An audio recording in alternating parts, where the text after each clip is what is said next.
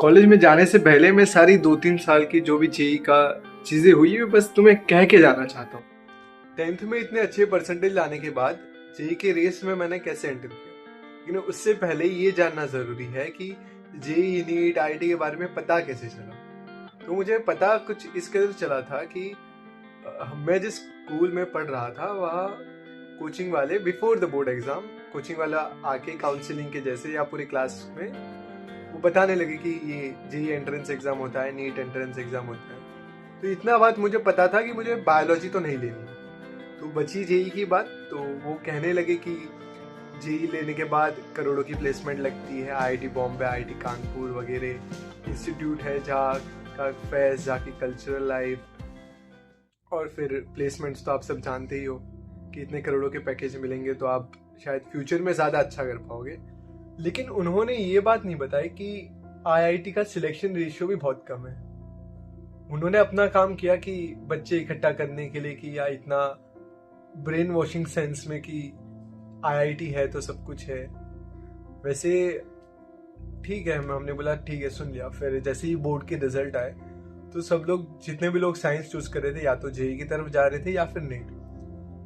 तो बायोलॉजी तो हमें करनी नहीं थी, तो फिर जेई की तरफ, इंजीनियरिंग की तरफ हम निकल लिए। सारे दोस्त वही कर रहे थे और कोई ऑप्शन मतलब बचा ही नहीं था, ना ही कुछ और दिख रहा था कि सब लोग इंजीनियरिंग कर रहे, सब लोग जेई के लिए प्रिपेयर कर रहे, हम भी करते। तो मैंने भी कोचिंग वगैरह देखा। फिर एक ट्यूशन था, लाइक सर आईआईटीएन ही थे, अब ह्यूज रिस्पेक्ट है, बट उनका एक तरीका अलग था। उन्होंने वो स्टेट इंजीनियरिंग एग्जाम पर थोड़ा ज़्यादा फोकस करवाते थे। उन्हें भी पता था कि जेई की रियलिटी क्या है, बट शायद मैं उस टाइम पर उन्हें समझ नहीं पा रहा था। और उससे पहले ये बात हुई कि जब वो क्लासेस शुरू होने वाले थे, उससे पहले पीडब्ल्यू के बारे में सब जानते थे, ऑलमोस्ट नोन था कि इतने कम अफोर्डेबल प्राइसेस पर मिल रहा है। तो मेरी बहन ने भी बोला कि ले ले, एटलीस्ट बैच तो ले लेगी, अगर कुछ तुझे अच्छा लग रहा है तो कंटिन्यू करना वहाँ से। तो मैं ये थॉट में था कि मैं दोनों संभाल नहीं पाऊंगा, कि ऑनलाइन भी करूँ ऑफलाइन भी करूँ, कैसे होगा, क्योंकि कोई ऑफलाइन ले भी नहीं रहा था उस टाइम पे, कोई उस टाइम पे ऑनलाइन कर ही नहीं रहा था, सब ऑफलाइन ही कर रहे थे जनरली। तो मैंने उस टाइम पर वो लिया नहीं। तो 11th में मैंने जैसे सर के पास कोचिंग स्टार्ट कर दी थी, अच्छा सब समझ में भी आ रहा था।